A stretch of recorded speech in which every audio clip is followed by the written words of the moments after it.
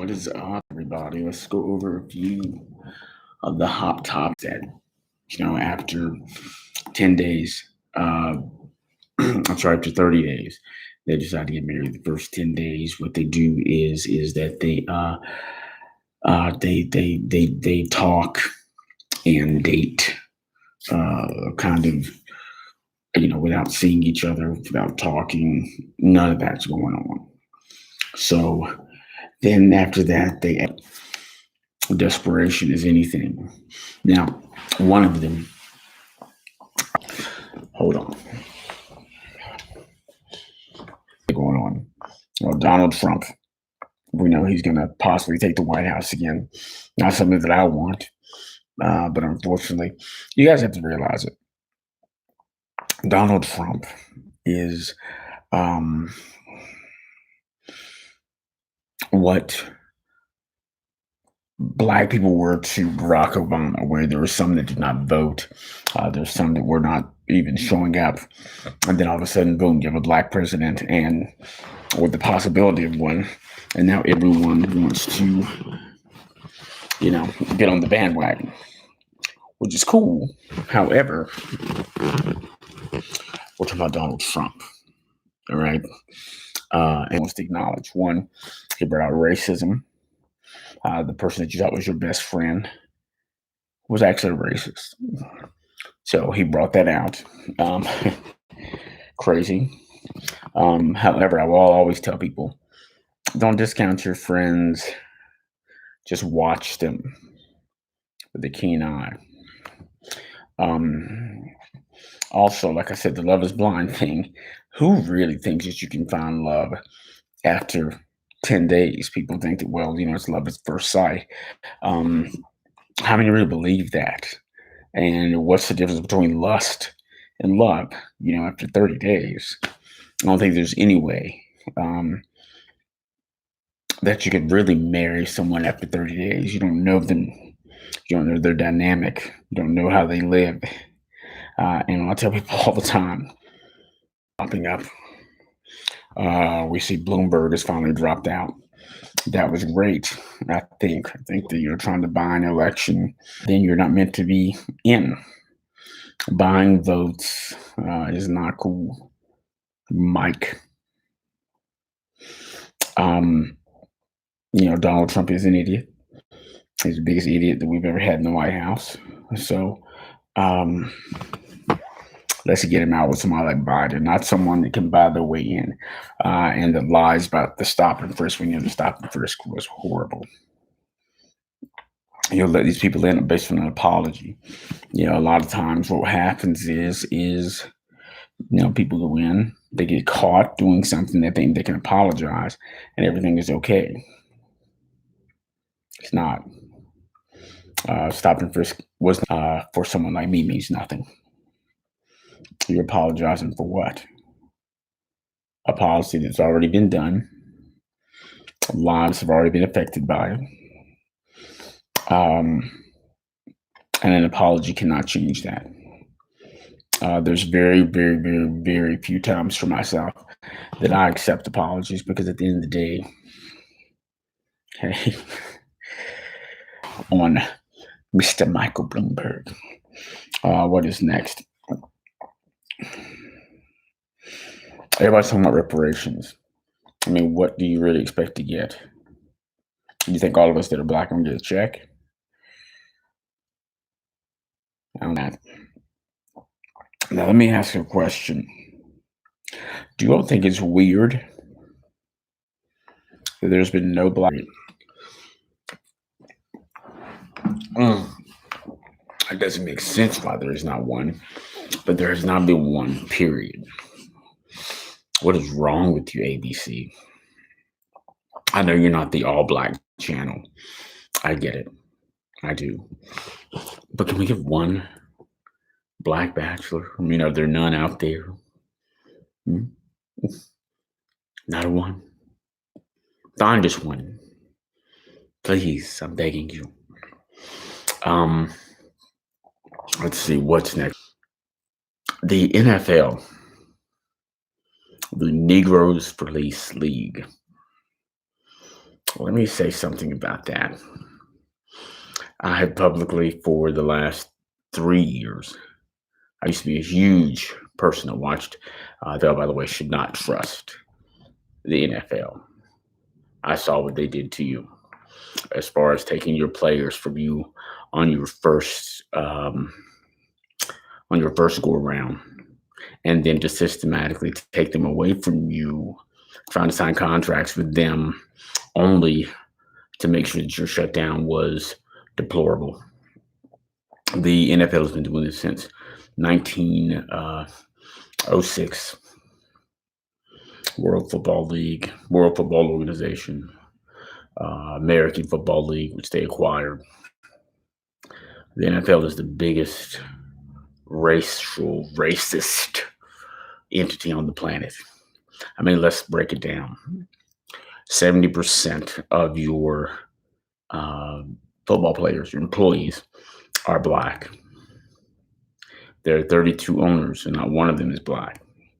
I don't count mixed. Mixed biracial, that doesn't count. I'm saying someone that is truly Black. Like me. There's not one. And so you're trying to get 70% of your people that are Black. And I get it. What you do is a lot have not been taught to. You have to go out and find that on your own. And for a lot of us, sometimes it's hard, or laziness kicks in. Let's just be honest. Okay? So once you have that, so let's see how this starts out. You have high school. All right? It starts in high school. The coach coaches them along. You know, I'm sure they have some back deals with some of the colleges.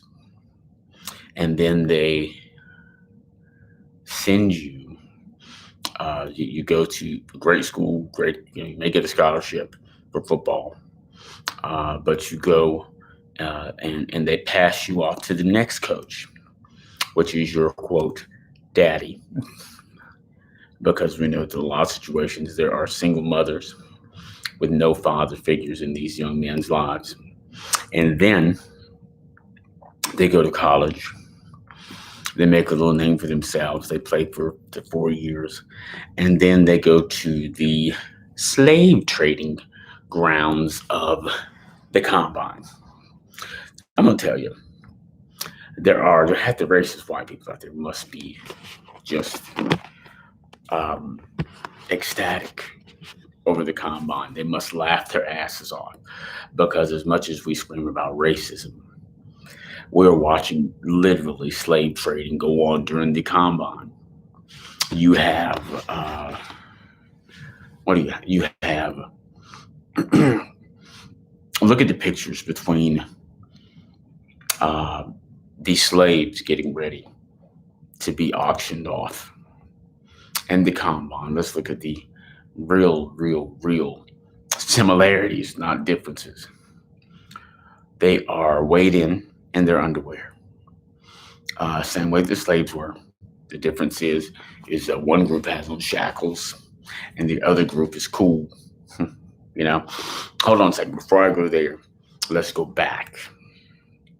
When these men get these scholarships and stuff like that to go to college, first people that they thank are their mom, they thank God, and then they thank their new daddy, their coach. Hey, Dad, this is my dad, Coach so and so, and they thank him, and then they go ahead on and move on to the combine. They get weighed in like slaves, just like slaves were okay to make sure that they could pull wagons, do the oxes, horses, make sure they can work, they can be real slaves. Then they make them work out. It has to be great for any racist white folks or anyone that's racist against Black people, because it has to be the funniest thing ever. We promote and we blast down racism, but then we're watching it full force in droves when the combine is here. So the combine is here and everybody works out. And then just like slaves at the end, they are picked and auctioned off on live television while everybody cheers. He's one of the Cowboys, yeah. The Dallas Cowboys, America's team, probably has the most racist owner ever. Let's just go ahead and say it. Then you have, once they get that done, they offer them their money, offer them the contract. And again, when they pull that hat and they're thanking everybody, they thank God, they thank their mother, and they thank their coach. After they thank their coach,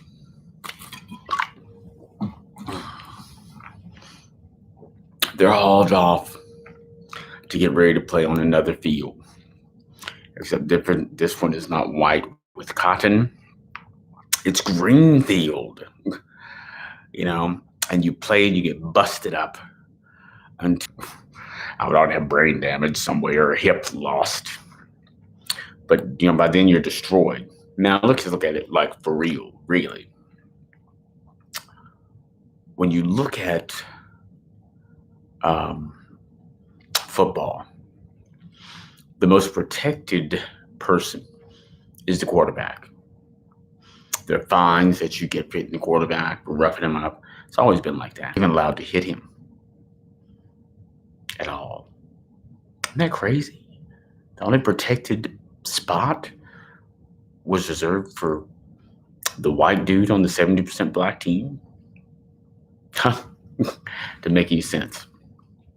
So after we do all that, then you go play for the NFL, the Negroes Felice, or in my case, I call them niggas Felice. Now, if you try to protest, like Colin Kaepernick did, which Colin, in reality, it was good to start off with. But when I found out that you did not take the offer from the XFL, I mean, do you want to play?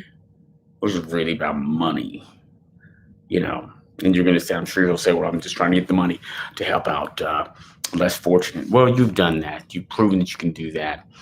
You clearly don't want to play, though. However, I did think it was noble of you to be kneeling. And so, some people don't realize that the first person that was with him when he knelt was the Army Green Beret young man, white man. And he stood there with his hand over his heart while Colin Kaepernick knelt. And he told him that just like they memorialize and they're showing respect to the fallen soldiers and they take a knee, that he should do the same. And then he got clobbered for it.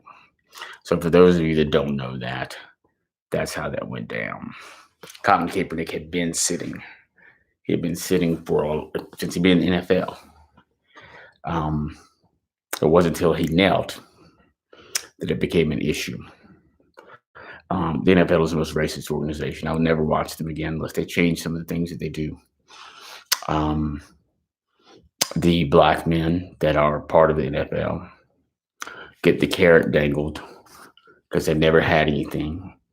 And then their parents, they think about their mother that has the house. And so they succumb to the NFL. They think about their grandmother that now has a house that she was not able to have before, and they succumb to the NFL. I'm sure there have been several times whenever the NFL has said, if you don't do what I tell you to do, then we're going to take away your mama's house. We're going to leave you broke. I mean, come on, you can't even wear your own headphones without them telling you what to wear. You can't wear your own shoes. Even though they may be comfortable, they may be orthotics, who knows? But they tell you what to wear. So the NFL tries its best to control every side to be a part of the NFL and bash one of his own people, Colin Kaepernick, even though he sat during the national anthem. And everybody just said, oh, okay, it's Beyonce and Jay-Z. It's okay. No, it's not okay. It's not okay. I think that they promote money, and that's that. Anyone that about any of that, period, you succumb to the NFL, the Negroes release, and then the first person that they're part of. Start something on your own. I mean, y'all are so scared. Start something on your own. The XFL did. Vince McMahon did. He's a whole wrestling company. And then they stole his ideas. The camera by wire, XFL.